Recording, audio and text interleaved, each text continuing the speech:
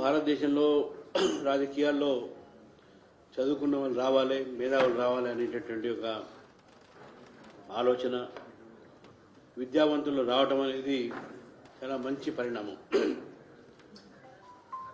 గతంలో రాజకీయాల్లో కేవలము డబ్బున్నవారు లేకుంటే వెనక అంగబలం అంటే క్రిమినల్ రికార్డ్స్ ఉన్న వాళ్ళు ఈ విధంగా ఆలోచించేవారు. కానీ ఈ మధ్య కాలంలో యువత, ముఖ్యంగా నెక్స్ట్ జనరేషన్ జన్జీ అంటాం మనం, ఈ జన్జీలో చాలామంది యువకులు ఈరోజు నరేంద్ర మోదీ గారికి అదేవిధంగా భారతీయ జనతా పార్టీ వైపు ఆకర్షితులై దేశాన్ని కాపాడేటువంటి వ్యక్తి ఎవరు, దేశంలో సమస్యల్ని కాపాడుతున్న పార్టీ ఎవరు, ఈ దేశంలో మనం ప్రేమించాలి, దేశంలో ఎందుకు దేశద్రోహ శక్తులు పెరుగుతున్నారు, వాళ్ళు ఎదిరించాలంటే సమాజం అంతా ఒకటే కావాలి అనే ఆలోచన చాలా పెరిగింది. యంగ్స్టర్స్, మొన్న మైథిలి ఠాకూర్ అని మన బీహార్లో చిన్న అమ్మాయి 25 yearsకి ఆమె ఎమ్మెల్యే గెలిచింది. బ్రహ్మాండ educated people, retired IAS, retired IPS officer ఈ రోజుల్లో పార్టీలో బీజేపీలో చేరుతా ఉన్నారు. మరి మీ అందరూ కూడా ఈరోజు పార్టీలో చేరుతున్నందుకు మీ అందరికీ కూడా నేను ఆహ్వానిస్తూ, నేను ప్రెసిడెంట్గా నేను బాధ్యత స్వీకరించినప్పుడే నేను ఆ రోజు పిలుపునిచ్చాను.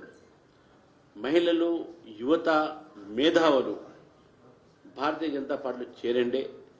మనం తెలంగాణలో ఒక కొత్త రాజకీయ వరవడిని తీసుకొస్తాం. తెలంగాణలో మనం భారతీయ జనతా పార్టీ అధికారం తీసుకొస్తాం. ఈ రెండు పార్టీలు కూడా బూతుల పంచాంగం తప్ప వీళ్ళకు ఉండేవి ఏం లేదు. ఒకడు ప్యాంట్ ఇప్తా అంటాడు, ఒకడు తోలు తీస్తా అంటాడు. ఈ రకమైనటువంటి ఒక భాష రాజకీయాల్లో మాట్లాడి రాబోయే ఒక తరానికి ఒక మంచి రాజకీయాల్లో వరవడిగా కొంచెం మంచి ఒక ఎగ్జాంపుల్గా ఉండాలి, ఉదాహరణగా మనం ఉండాలి. కానీ ఈ రాజకీయాలు అంటే బూతులు వచ్చేటోడే రాజకీయాలు, కొట్టేటోడే రాజకీయాలు, పర్సనల్ మీద అటాక్ చేసేటువంటి రాజకీయాలు, ఈ రకమైనటువంటి ఒక రాజకీయాలకు స్వస్తి పలకాలంటే మేధావులు, చదువుకున్న వాళ్ళు అందరూ కూడా రాజకీయాల్లో రావాల్సిన అవసరం ఉన్నది. అంటే రాజకీయాల్లో రావడం అంటే అందరికీ టికెట్ వస్తాయనో అందరికి టికెట్ చేయాలని కాదు.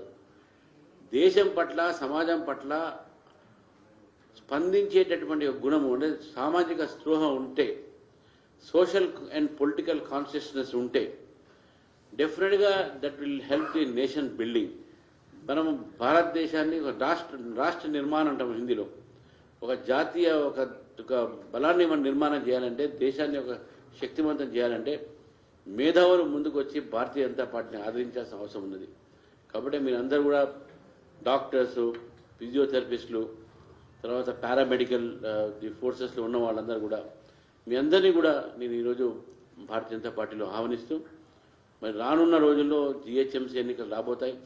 ఈ జిహెచ్ఎంసీ ఎన్నికల్లో కూడా మీ అందరూ కూడా భారతీయ జనతా పార్టీ మేయర్గా హైదరాబాద్లో మనం నిలబెట్టాలి, మజ్లిస్ని రానికుండా చేయాలి.